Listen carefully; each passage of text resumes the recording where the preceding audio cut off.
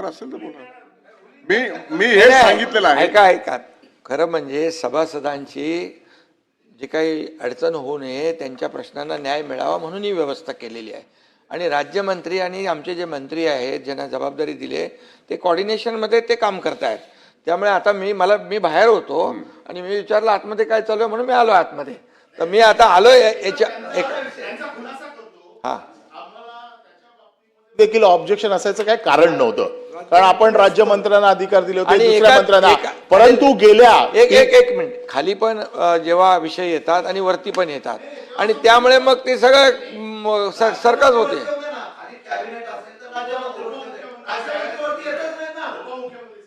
बरेच वर्ष या सभागृहात आपल्याला माहिती आहे, मंत्री जेव्हा बिझी असतात खालच्या सभागृहात तेव्हा राज्यमंत्री एकच मिनिट नाही आता विषय त्यांना बोलू द्या. उभे आहेत ते त्यांचं एकदा संपू द्या, मग मी आपल्याला संधी देतो.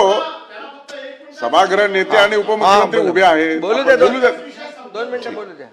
विषय एकच आहे. का विषय आला हा की उपमुख्यमंत्र्यांनी आपले अधिकार माननीय मंत्री उदय सामंतना दिले, माननीय मंत्री शंभूराजेंना दिले, दादा भुसेंना दिले. आमचं काही ऑब्जेक्शन नाही, ते जे कॅपेबल आहेत त्यांनी करावं. राज्यमंत्री नसतील तर त्यांनी यावं, उत्तर द्यावी.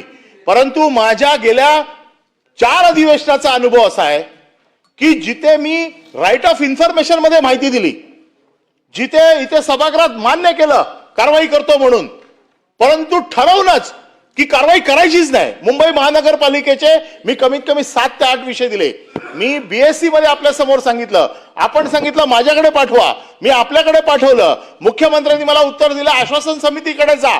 आश्वासन समितीकडे गेलो, आश्वासन समितीने माझ्याकडे लेखी लिहून दिलंय, अद्याप कुठलीही कारवाई झालेली नाही. 13 ते 14 विषय आज माझ्याकडे आश्वासन समितीचं लिखित उत्तर आहे की याच्यावरती कुठलीही कारवाई झाली नाही. मग काय आमचं काय फुटबॉल करतात तुम्ही, टाइमपास चाललाय इकडे? आम्ही येतो कशाला इथे या सभागृहामध्ये?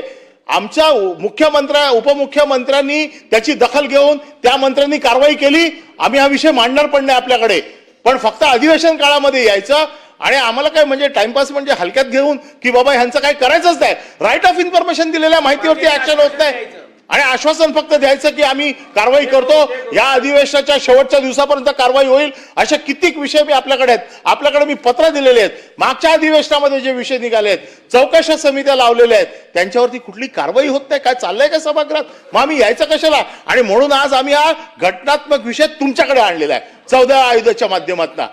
आमच्या मुख्यमंत्र्यांनी ताबडतोब दखल घेऊन कारवाई झाली, आमचं म्हणणंच येणार नाही त्याच्यामध्ये. सभापती महोदय, ताबडतोब दखल घेतली म्हणून मी आलोय आणि म्हणून आता त्यांचा जो काही बॅकलॉग राहिलेला आहे, मी आता शंभूराज देसाईंना सांगितलंय की जे तुमचे प्रश्न जिथे जे उत्तरं दिलेली आहेत किंवा बैठका घ्यायची आहेत या सर्व द्या आणि 1 महिन्यामध्ये त्याची सगळी आपण पूर्तता करू. मी स्वतः वैयक्तिक लक्ष घालतो.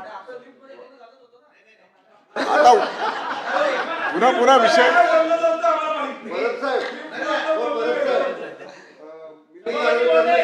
आणि एकच आहे याच्यामध्ये शशिकांतजी, गैरसमज कोणाचा नसावा, कारण शेवटी या सभागृहामध्ये विधानसभा आणि विधान परिषदेमध्ये अधिवेशनामध्येच प्रश्नाला उत्तर मिळतात, न्याय मिळतो. त्यामुळे आणि सभापती सदस्यांची गैरसोय होऊ नये, त्यांच्या प्रश्नाला न्याय मिळावा म्हणून ही तात्पुरती व्यवस्था केलेली आहे. त्यामधून जे काही राहून गेलेलं आहे ते सगळं आपण 1 महिन्याच्या आतमध्ये ते हे करू. संबंधित मंत्र्यालाही मी सांगतो, तुमचेही काही त्यात जे प्रलंबित विषय आहेत ते फ्रेश एकदा देऊन टाका, म्हणजे त्याचा आपण मार्ग काढून टाकू.